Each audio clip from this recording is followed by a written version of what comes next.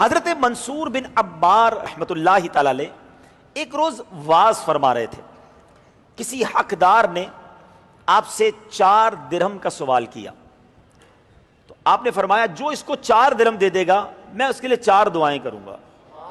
اللہ کے ولی تھے, 4 دعاؤں کا اعلان کر دیا. ایک غلام وہاں سے گزر رہا تھا, آقا نہیں تھا, غلام تھا, کسی کام سے نکلا تھا, اس کے پاس 4 ہی درہم تھے. اس نے سوچا کہ اللہ کے ولی کی 4 دعائیں ملیں گی, یہ میں 4 درہم ہی دے دیتا ہوں. ویسے بھی جو ہے نا غریبوں کے دل بڑے ہوتے ہیں. ہاں یہ بتا دوں, پیسے والا ہونا اور بڑے دل والا ہونا ضروری نہیں ہے. اللہ نے غریبوں کو بہت بڑے دل دیے. میں نے بہت کلوزلی دیکھا ہے, اللہ کی بارگاہ میں دل دیکھا جاتا ہے, تعداد نہیں, کوانٹٹی نہیں, کوالٹی دیکھی جاتی ہے کہ بندے نے دیا کس نیت سے ہے. غلام تھا, کہتا ہے بزرگ کی دعا ملیں گی, 4 درہم ہے, کیا کروں گا, دے دیتا ہوں, 4 دعائیں لے لیتا ہوں. دے دی اس نے. اب حضرت سیدنا منصور سبحان اللہ دریائے رحمت, بزرگوں پر ایک کیفیت ہوتی ہے. آپ کہتے ہیں بتاؤ کون سی 4 دعائیں کروں, ہیں کام ہو گیا, آپ بتاؤ کون سی 4 دعائیں کروں. پہلی دعا اس نے یہ کروائی کہ حضور پہلی دعا تو یہ کر دیں کہ میں غلامی سے آزاد کر دیا جاؤں. غلام تھا, دعا کر دی. کہ دوسری دعا یہ کر دیں مجھے ان درہموں کا بدلہ مل جائے. ٹھیک ہے, وہ بھی دعا ہو گئی. کہ تیسری دعا حضور یہ کر دیں کہ مجھے اور میرے آقا کو توبہ نصیب ہو جائے. چوتھی دعا یہ کر دیں حضور کہ میری, میرے آقا کی, آپ کی اور سارے حاضرین کی بخشش ہو جائے. اچھا غلام بھی کمال کا تھا. یہ میں تھوڑا بات دوبارہ روکتا ہوں. کیا دعائیں کروائیں, بخشش کی دعا, توبہ کی دعا, ہیں یہ کیسا انداز تھا. موقع تھا, اس کے بعد کہتا حضور ایک مکان مل جائے, 2 گاڑیاں مل جائیں, فلاں ملک کا ویزا مل جائے, پاسپورٹ بن جائے. ہم جیسا آدمی ہو تو لسٹ ہی دوسری نکالتا ہے. ہمیں تو کوئی دعا کرنے کا موقع بھی مل جائے نا تو ہم نے دنیا ہی مانگنی ہے.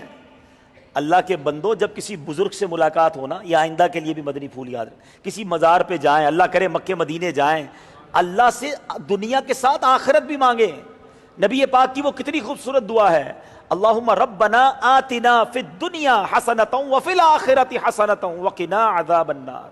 اللہ میری دنیا بھی اچھی کر دے, میری آخرت بھی اچھی کر دے, اور مجھے عذاب قبر سے بچا. ہم کیا مانگتے تو ایمان کی سلامتی مانگو, مغفرت مانگو, اور سب سے بڑی بات یہ اللہ کی رضا مانگو. یاد رکھو جس سے اللہ اور اس کا رسول راضی ہو گیا نا, اس کی دنیا بھی اچھی ہو جانی ہے, اس کی آخرت بھی اچھی ہو جانی ہے. تو بہرحال غلام تھا, عقل مند بڑا تھا, پیسے بھی دیے, 4 دعائیں لی, واپس آیا. اب آقا انتظار کر رہا تھا. کہا کہ تم کیوں آئے اتنی دیر سے, کام سے گئے تھے, دیر ہو گئی. کہا حضور ایسا ایسا معاملہ ہوا, 4 ہی درہم تھے, 4 دے آیا, دعائیں 4 لے آیا. کہا اچھا بتاؤ کون سی 4 دعائیں کروائیں. کہا پہلی دعا حضور یہ کروائی کہ دعا کریں کہ میں غلامی سے آزاد ہو جاؤں. آقا کہتا جا, میں نے تیرے کو غلامی سے آزاد کیا.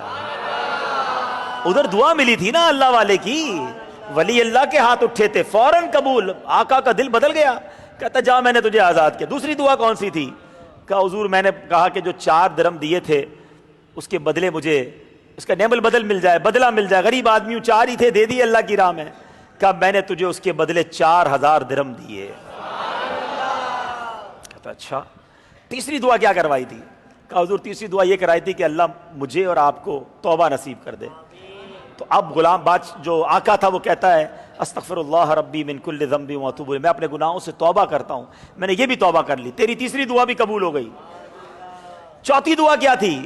وہ کہتا ہے حضور چوتھی دعا یہ تھی کہ حضور دعا کر دیں اللہ آپ کی, میری, میرے آقا کی, سارے حاضرین کی بخشش کر لے. آقا بھی کمال کا تھا, کہتا 3 میرے ہاتھ میں تھیں, وہ تینوں کام میں نے کر لیے ہیں, چوتھی اللہ کے ہاتھ میں ہے, اللہ کے اختیار میں ہے, انشاءاللہ وہ مغفرت بھی فرما دے گا. اس رات آقا جب سویا تو خواب میں دیکھتا ہے جو تمہارے اختیار میں تھا تم نے کر دیا, میں ارحم الراحمین ہوں, میں نے تمہیں, تمہارے غلام کو, منصور بن عمار کو اور تمام حاضرین کو بخش دیا. اللہ اکبر. کیا واقعہ ہے, کیا خوبصورتی ہے اس واقعے کے اندر. یہ سیکھنا ہے پہلے کہ لوگ کیسے تھے, آخرت کی فکر کتنی تھی, دل کتنا بڑا تھا, اللہ کی راہ میں خرچ کرنے کا جذبہ کیسا تھا.